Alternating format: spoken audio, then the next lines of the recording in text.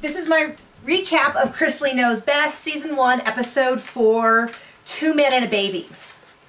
So we get to see a lot of Kyle this episode. Kyle is the oldest boy, he's 23, and from a previous episode we know that he's sort of the black sheep in the family. He's had some trouble. Todd spent a lot of money on rehab, and at some point he got shipped off to Africa, and all this stuff. But what we find out is that he is also a father.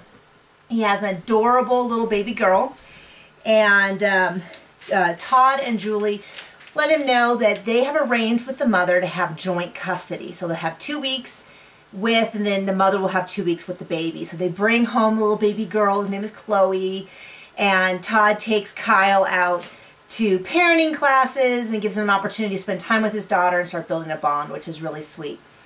We also find out that Kyle currently lives with Faye, who is Todd's mother, and Faye's friend Catherine, which is kind of an interesting setup for a 23-year-old.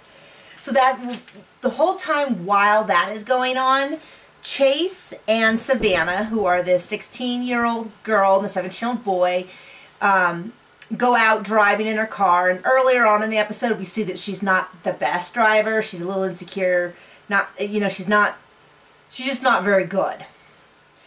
Anyway, they go somewhere, apparently without permission, and there's only one other car in the whole parking lot, and she backs into it and puts a big old ding, I mean, not even a ding, a huge dent in her back bumper. So they decide that they will, Savannah mostly decides they're not going to tell Dad. Instead, they are going to say that she was in a parking lot, and while she was inside, someone else backed into her and then took off.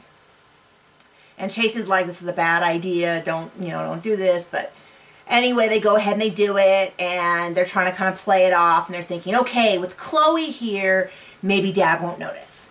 Well, apparently the lady that they hit, called Todd, and he found the whole thing. So he kind of calls them on the carpet, and they each have to pay a certain percentage of the damage. So 70 for Chase because he wasn't driving, 30 for Chase because he wasn't driving but he lied, and then 70% for Savannah because she was driving and she lied. And then they're going to do 6 months of each of their respective insurance. And that was the episode.